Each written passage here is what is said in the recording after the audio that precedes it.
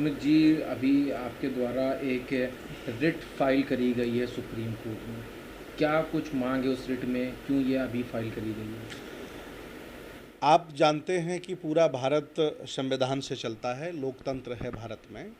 और 1947 15 अगस्त के बाद जो मठ था वो मठ है, जो मंदिर है वो मंदिर है, और जो मस्जिद है वो मस्जिद है।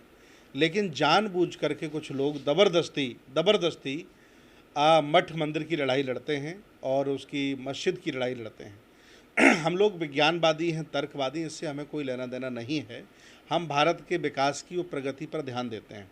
लेकिन चूंकि भगवान बुद्ध का दर्शन 2500 वर्ष पुराना है, इस्लाम 1400-1500 साल हुए हैं, और ब्राह्मण धर्म और देवी देवताओं की उम्र 1250 साल है, तो आखिर सबसे पहले ज्ञानवापी की चर्चा कर रहे थे तो हम लोगों ने इतिहास पढ़ा, इतिहास खंगाला, तो राजा शशांक के द्वारा, जो शैव मत का राजा था, बंगाल का राजा था, उसके द्वारा ज्ञानवापी के बौद्ध मठ को तोड़ा गया और तोड़ करके हिंदू मंदिर बनाया, और बाद में उस मंदिर के ऊपर मस्जिद बनाई इस्लाम के लोगों ने। तो मेरा ये मानना है कि जब एविडेंस मेरे पास है, वो बौद्ध मठ था पहले, उसकी तमाम जो चीज़ें हैं उसमें निकली हैं, और तमाम जो वहाँ भाषा लिखी गई है, धम्म लिपि, ब्राही लिपि, उसके आधार पर, और तमाम पंडित केदारनाथ पांडे को लेकर के, रामचंद्र शुक्ल को लेकर के, भारतीय इतिहास का पुराना इतिहास, तमाम चीज़ों का अध्ययन करने के बावजूद, एविडेंस कलेक्ट करने के बावजूद हमने सुप्रीम कोर्ट में याचिका दायर की है कि ये ना मस्जिद मुसलमानों को दी जाए, न ये मंदिर हिंदुओं को दिया जाए। ये बौद्ध मठ है और ये बौद्ध मठ बौद्धों को दिया जाए, बौद्धों का सम्मान वापस किया जाए। ये मेरी याचिका डाल दी गई है। क्या आपकी याचिका अभी तक एक्सेप्ट हुई है? मेरी याचिका, मेरा काम है, हमने याचिका लगा दी है, रजिस्ट्रार उसे 2 दिन में 4 दिन में एक्सेप्ट करके हमें सूचना देगा, डायरी नंबर देगा, तो हम आपको बता देंगे। हमने अपना काम कर दिया, एविडेंस के साथ हमने पूरा काम कर दिया है। अभी आपने अपनी शुरुआत में प्लेसेस ऑफ वर्शिप एक्ट का जिक्र किया। आप ये एक्ट को जानते हुए भी आपकी जब चीज़ें ऐसी हैं तो उसके बावजूद भी अब ये एक इस पर दावा करना क्यों? क्योंकि जब एक तरफ अभी देखा जा रहा है कि हिंदू मुस्लिम पक्ष दोनों मस्जिद और मंदिर का जब ये मामला है, तूल पकड़ा हुआ है, तभी ऐसे मामले को क्यों किया जा रहा है? और आप जब खुद वर्शिप एक्ट का जिक्र कर रहे हैं तो आप अपनी तरफ से रिट क्यों दाखिल कर रहे हैं? देखिए, सच्चाई ये है कि झूठे लोग ज़बरदस्ती कब्जा किए ले जा रहे हैं, और ओरिजिनल ज़मीन हमारी है। तो आखिर जिसकी ज़मीन है, जिसका ओरिजिनलिटी है, जिसका इतिहास है, जिसके पास एविडेंस है, वो क्यों शांत बैठेगा? अकेला ज्ञानवापी ही नहीं भाई साहब, अकेला ज्ञानवापी ही नहीं, यहाँ के जितने बड़े बड़े ब्राह्मण धर्म के बड़े बड़े मठ हैं, चाहे तिरुपति बालाजी हो और चाहे बद्रीनाथ हो, केदारनाथ हो, ये सारे के सारे बौद्ध मठ हैं।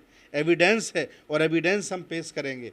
कोर्ट अगर एविडेंस के आधार पर मानेगा तो बौद्ध मठ घोषित कर देगा। मैं अगली याचिका करने जा रहा हूँ।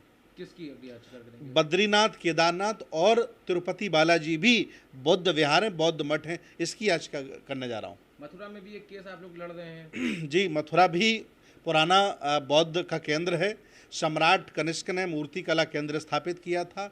आज जो लाल कलर की बुद्ध की प्रतिमाएं या किसी की भी प्रतिमाएं निकलती हैं खुदाई में, वो सब मथुरा शैली की हैं। और वही मथुरा शैली की प्रतिमा राष्ट्रपति भवन में भी रखी हो, भगवान बुद्ध की, आप देख लेना। और आप चले जाइए मथुरा के संग्रहालय में, 4000 बुद्ध की टूटी प्रतिमाएं रखी हैं।